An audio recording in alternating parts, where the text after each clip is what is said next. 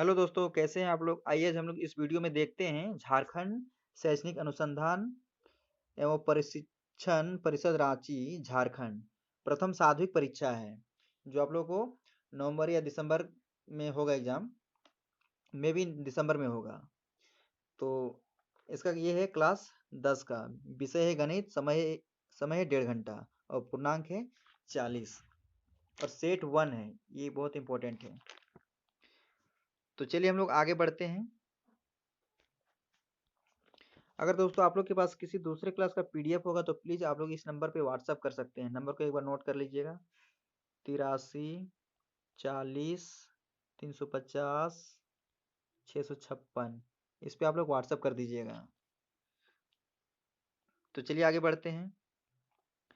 अगर दोस्तों आप लोग को वीडियो अच्छा लगता है तो प्लीज़ लाइक कीजिए और सब्सक्राइब जरूर कीजिएगा और दोस्तों के साथ शेयर भी कर दीजिएगा ताकि उन लोग को भी कुछ इससे सीखने को मिल सकता है। तो चलिए हम लोग बिना किसी देरी के आगे बढ़ते हैं। तो पहला क्वेश्चन को देखते हैं हम लोग। पहला में है 120 को अभाज्य गुणनखंडों के गुणनफल के रूप में लिखा जाता है। तो इसको हम लोग जब अभाज्य गुणनखंड निकालेंगे तो इसका इस टाइप से निकलेगा, यानी ऑप्शन नंबर पहला हो जाएगा, यानी ए। अब चलिए हम लोग दूसरा में देखते हैं। 306 और 657 का महत्तम समावर्तक 9 दिया है, तो 306 तथा 657 का लघुत्तम समावर्तक क्या होगा? तो ये क्या हो जाएगा? ऑप्शन नंबर इसका बी हो जाएगा। चलिए हम लोग आगे बढ़ते हैं तीसरा क्वेश्चन की ओर।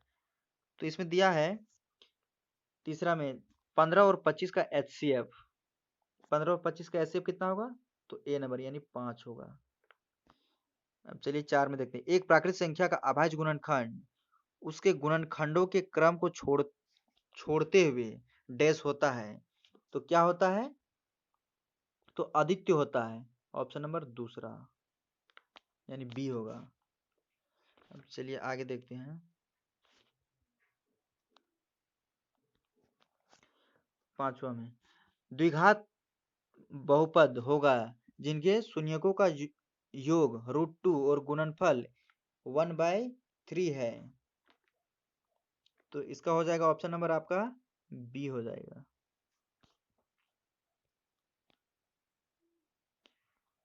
अब देखिए छठा में a square plus b x plus c के शून्यक अल्फा बीटा है, तो अल्फा प्लस बीटा का मान क्या होगा?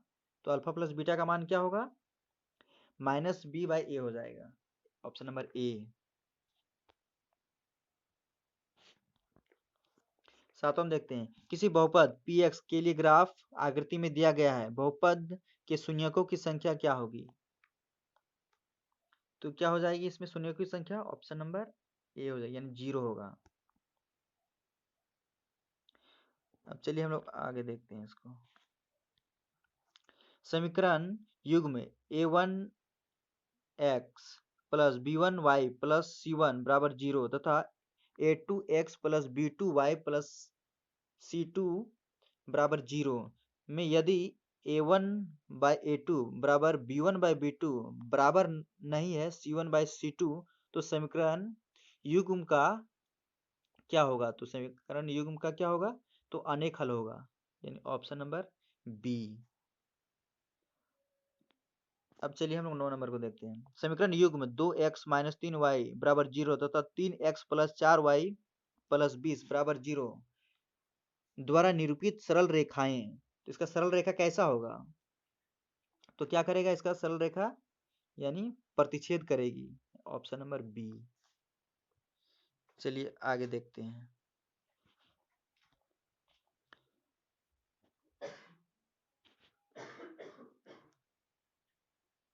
10 का c के किस मान के लिए समीकरण युग्म c x - y बराबर 2 तथा 6x - 2y बराबर 4 का अनंत हल है? तो इसका क्या होगा? ऑप्शन नंबर ए हो जाएगा, यानी सी बराबर क्या होगा? 3 होगा। अब हम लोग 11 में देखेंगे। समीकरण युग्म 2x - y बराबर 5 और 3x प्लस 2y बराबर 4 का हल क्या है? तो इसका हल क्या होगा? ऑप्शन नंबर ए हो जाएगा, यानी x बराबर 2 और y बराबर -1।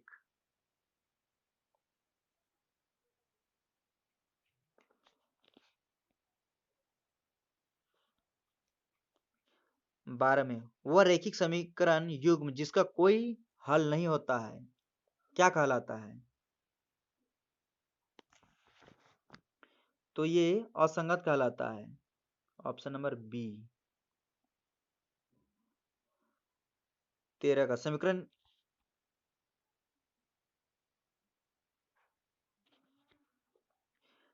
युग्म x प्लस वाई बराबर 9 और x माइनस वाई बराबर 1 का हल है, तो इसका हल क्या होगा? तो सी नंबर हो जाएगा, यानी 5,4 होगा।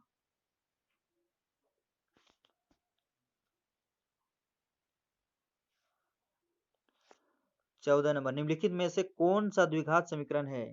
तो इनमें से कौन सा द्विघात समीकरण है? तो इसमें से द्विघात समीकरण ऑप्शन नंबर सी। क्या हो जाएगा? ऑप्शन नंबर सी हो जाएगा द्विघात समीकरण।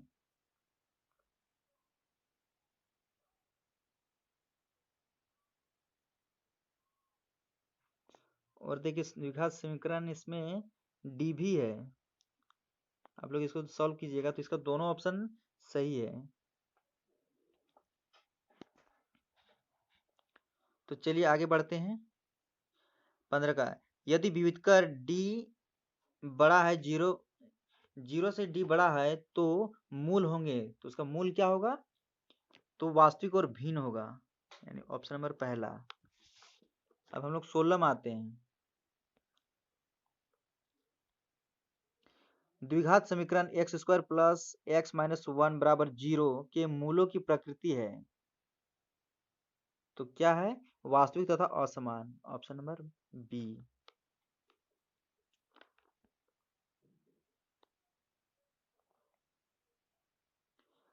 17 में देखते हैं, a x square plus b x plus c बराबर 0 के दो भिन्न वास्तविक मूल होंगे यदि, तो इसके वास्तविक दो मूल होंगे तो क्या होगा? बी स्क्वायर माइनस 4ac बड़ा होना चाहिए किससे? 0 से, तो ऑप्शन नंबर सी हो जाएगा।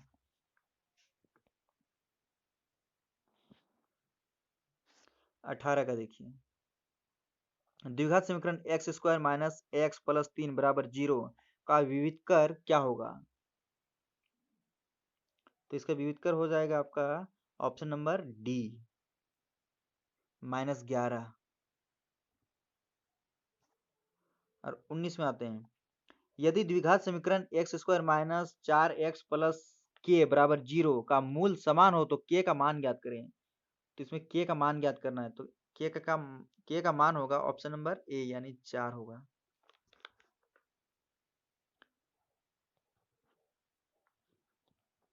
20 में देखते हैं, द्विघात समीकरण x square minus 5x plus 6 बराबर 0 मूल ज्ञात करें, यानी इसका मूल होगा 2,3, 2 और 3 होगा, ऑप्शन नंबर बी। अब हम लोग 21 में देखते हैं, निम्नलिखित में से कौन एपी है? इसमें से कौन सा एपी है?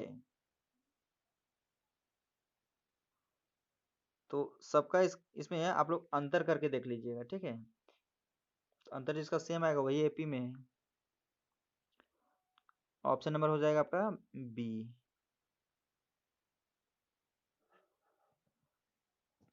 चलिए हम लोग देखते हैं 22 नंबर में, एपी 2712 डैश का 10वां पद है, तो इसका 10वां पद क्या होगा? तो 47 होगा, यानी ऑप्शन नंबर सी।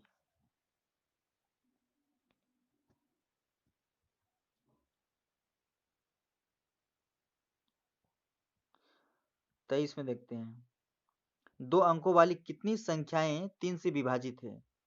तो दो अंकों की कितनी संख्याएं 3 से विभाजित है? तो इसमें कितनी संख्या विभाजित होगी? तो 30 होगी, ऑप्शन नंबर बी।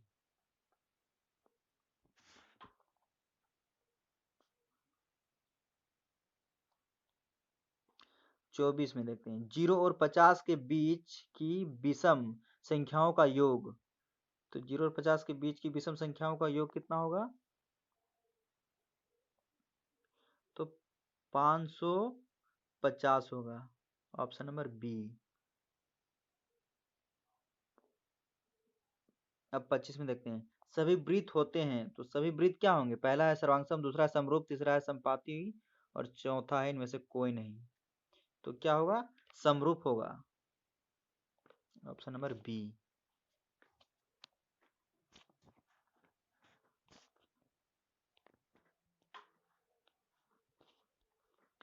इसमें देखिए 26 में, आकृति में यदि डीई समांतर बीसी, डीई जो है ना, डी बीसी के समांतर है, और डीबी, डी और बी, डीबी बराबर 2 दिया है, 2 सेंटीमीटर, और एई बराबर 1.5 सेंटीमीटर दिया है, तथा ईसी बराबर दिया है आपका 3 सेंटीमीटर। तो हमको एडी ज्ञात करना है, एडी ज्ञात करना है। तो इसमें आपका क्या हो जाएगा?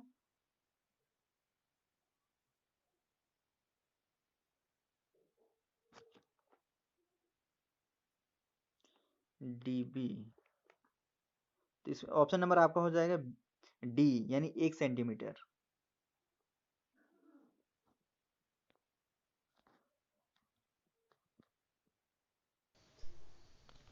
आइए हम लोग देखते हैं अब 27 नंबर में, यदि दो त्रिभुजों के संगत कोण बराबर हो तो ये त्रिभुज समरूप होते हैं। इस कसौटी को किस नाम से जाना जाता है? तो ये किस नाम से जाना जाता है? तो बी से, यानी ऑप्शन नंबर बी, SAS से।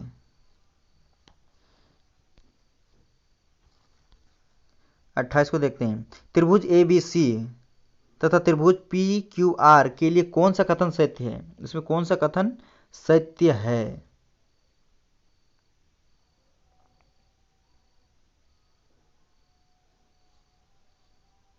तो ABC,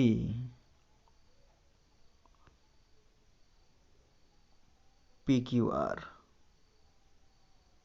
यानी ऑप्शन नंबर आपका हो जाएगा डी, त्रिभुज ABC और त्रिभुज PQR।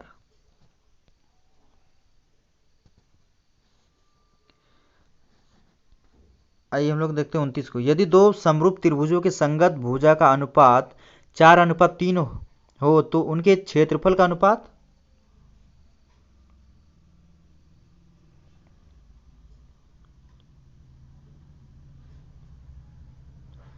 इसके क्षेत्रफल का अनुपात हो जाएगा 16:81 हो जाएगा, ऑप्शन नंबर डी। 30 में देखते हैं, एक समबाहु त्रिभुज की भुजा 2a है, उसके शीर्षलंब की लंबाई क्या होगी? उसके शीर्षलंब की लंबाई क्या होगी? तो √3a होगा, option number A.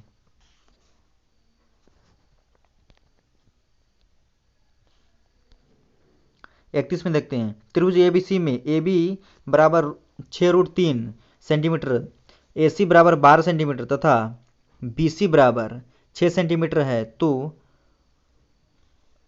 Angle B का मान क्या होगा? तो एंगल B का मान क्या होगा? एक ABC दिया है, ABC,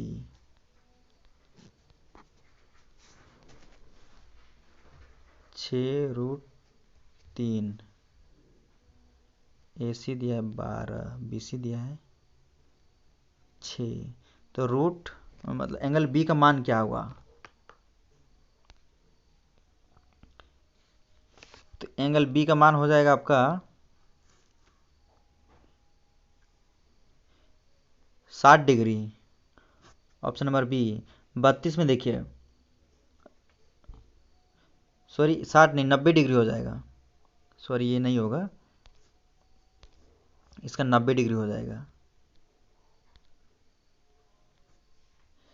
अब आइए हम लोग देखते हैं 32 में, एक वृत्त की कितनी स्पर्श रेखाएं हो सकती है? तो वृत्त की कितनी स्पर्श रेखाएं हो सकती है? तो 2 हो सकती है, ऑप्शन नंबर बी। 33 को देखते हैं, वृत्त के केंद्र से 13 सेंटीमीटर दूर स्थित किसी बिंदु से वृत्त पर खींची गई स्पर्श रेखा की लंबाई 12 सेंटीमीटर है, तो वृत्त की त्रिज्या क्या होगी? तो वृत्त की त्रिज्या होगी 5 सेंटीमीटर, ऑप्शन नंबर बी।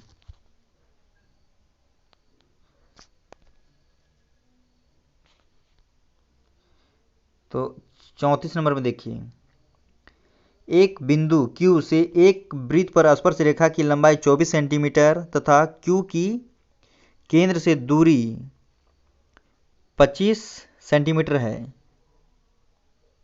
वृत्त की त्रिज्या है, तो वृत्त की त्रिज्या क्या होगी? 7 सेंटीमीटर होगी, ऑप्शन नंबर ए। अब चलिए हम लोग 35 को देखते हैं। दो संकेंद्रीय वृत्त की त्रिज्याएं 3 सेंटीमीटर तथा 5 सेंटीमीटर है। बड़े वृत्त की उस जीवा की लंबाई क्या होगी जो छोटे वृत्त को स्पर्श करती है? तो इसका हो जाएगा 8 सेंटीमीटर, ऑप्शन नंबर ए।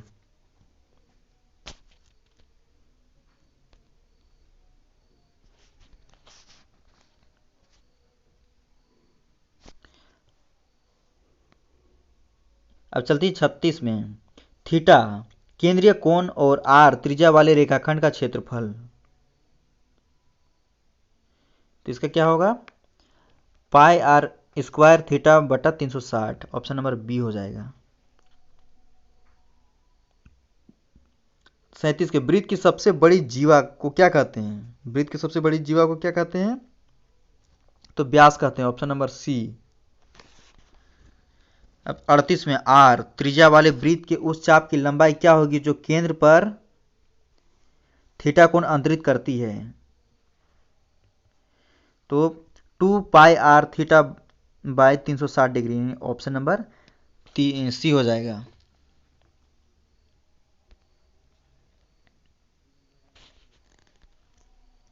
अब देखिए 39 नंबर में, 6 सेंटीमीटर त्रिज्या वाले एक वृत्त के त्रिज्यखंड का क्षेत्रफल क्या होगा जो केंद्र पर 60 डिग्री कोण अंतरित करती है? तो आपका ये हो जाएगा 132 बटा 7 centimetre square, option number A. 40 में देखते हैं, एक घोड़ा एक मैदान में 7 मीटर लंबी रस्सी से बांध दिया गया है, उस भाग का क्षेत्रफल क्या होगा जो घोड़ा घास चर सकता है? तो एक वृत्त बनेगा, घोड़ा को बीचों बीच में बांध देंगे तो ये हो जाएगा 154 metre square, option number D. अगर दोस्तों आप लोगों को वीडियो अच्छा लगा है तो प्लीज़ लाइक कीजिए, कमेंट कीजिए और सब्सक्राइब जरूर कीजिएगा और अपने दोस्तों के साथ शेयर भी कर दीजिएगा। वीडियो देखने के लिए बहुत बहुत धन्यवाद।